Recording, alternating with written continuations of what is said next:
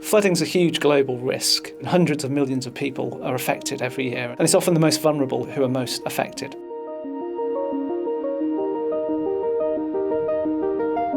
So ideally, we need to know the areas around the planet that are at risk from flooding. We don't have observations of floods happening everywhere, so instead we use computer models. And those simulate the movement of water over the land surface, and we combine those with data from satellites and on the ground in order to create these simulations of the areas at risk. I did a PhD in flood inundation modelling back in 1992. About that time, though, a lot of new data sets came along that allowed me to do some science that you couldn't previously do, and from there we've never looked back. So NERC was really instrumental to getting this business off the ground. We started off with a very small amount of money to do some market testing through something called the Impact Acceleration Fund that NERC gave to the University of Bristol. And after that, we gained some money from something called the NERC Strategic Impact Programme. And that gave us a larger pot of money that we could do some market testing and some prototype development. And when we got the NERC Award in 2015, we thought, well, actually, maybe we should build our own company to do this instead of just leaving it to other people.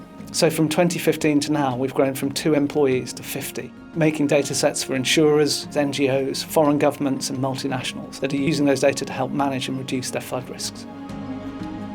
If I was working in academia, I probably would still be trying to address a lot of the research questions that we address as a company. So it's really nice that Fathom has that focus and allows us to do that research and very much encourages us to publish that research.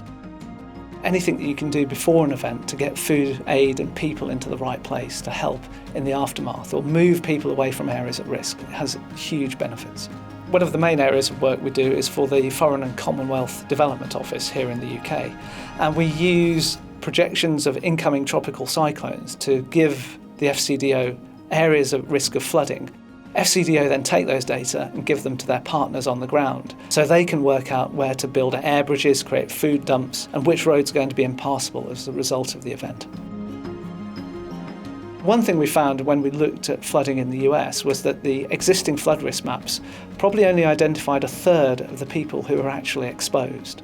And we've also been able to show in the US that the people who are going to be most hit by the increases in flood risk are going to be disadvantaged communities.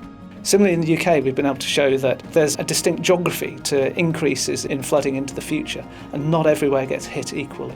So to process all of this stuff, we've got a very large computing facility. It calculates how water moves over a complex topography as a result of different physical forces. So all this matters because of the health, finance and social consequences of flooding. Most of the flood risk we're going to face in the future is already with us in the present day. The best way to address our future risk of flooding is starting right now and trying to address the flood risks we currently face.